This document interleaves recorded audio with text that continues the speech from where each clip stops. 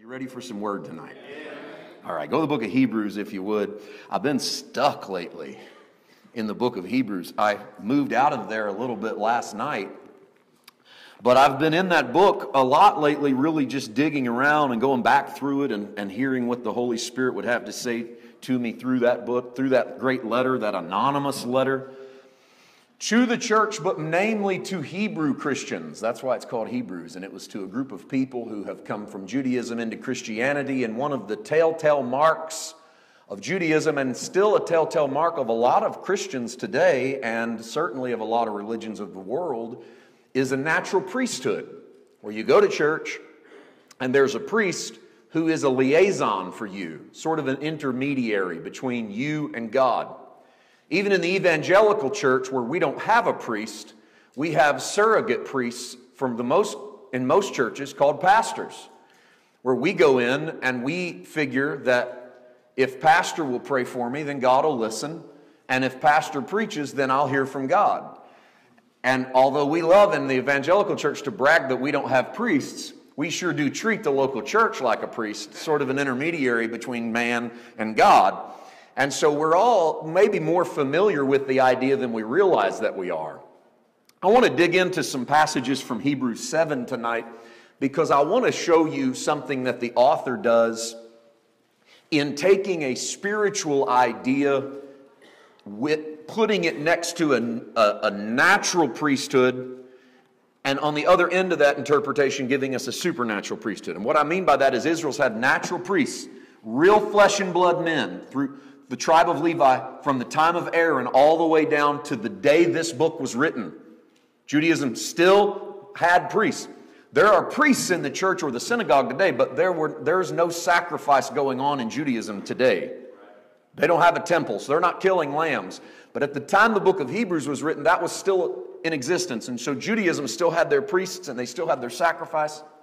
You have Christians coming out of Judaism into the faith. They're abandoning Moses. They're abandoning those old ways. But they still have the mentality of this priesthood. And so the author takes the natural priesthood, inserts an illustration, and comes out with a supernatural priesthood. Goes from an Aaron to a Jesus. Goes from natural man to supernatural man.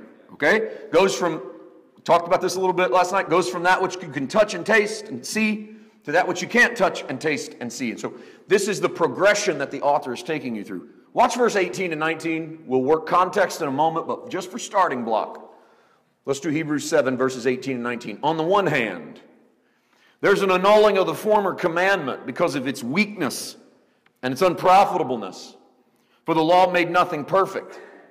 On the other hand, there is the bringing in of a better hope through which we draw near to God.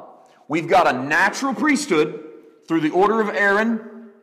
The author's trying to get you to a supernatural priesthood through the order of Melchizedek, this mysterious, shadowy character from the book of Genesis that Abraham paid tithes to and David alludes to.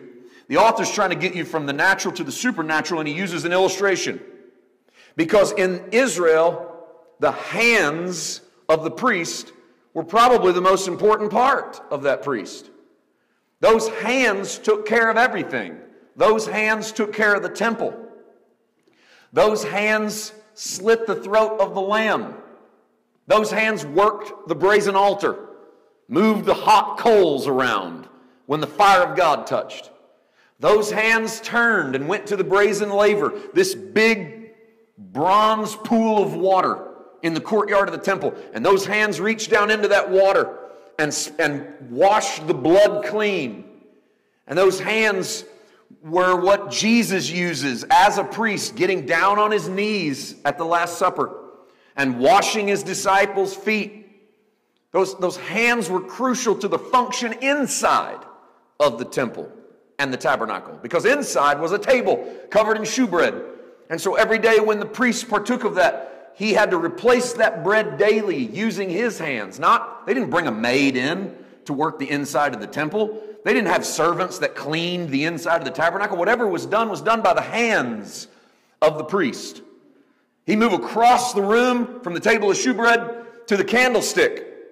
When he trimmed the candlestick to make sure that the wicks were always burning. He did it with his own hands. He didn't bring a servant in. He didn't bring a lackey in. He didn't bring a slave in. He trimmed it with his own hands. God set this up this way so that the priest was always intimately involved, like a farmer who farms his own soil, who puts his hands in his own dirt and holds it up in the air and knows what belongs to him because he's not afraid to get his hands dirty.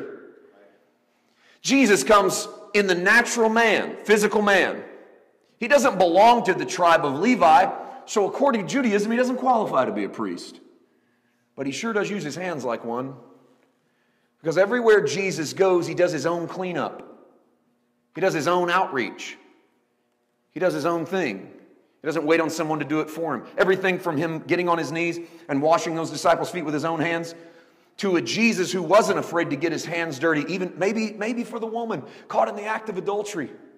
And they've drug her in front of Jesus and they've said, Moses says she deserves to die because we caught her having adultery. And Jesus reaches down with his finger and writes in the dirt, a man unafraid to get his hands dirty for an adulterous woman. We don't know what he wrote, but whatever it was, it didn't go over very well with those who were carrying stones. Jesus says, neither do I condemn her, now go and sin no more.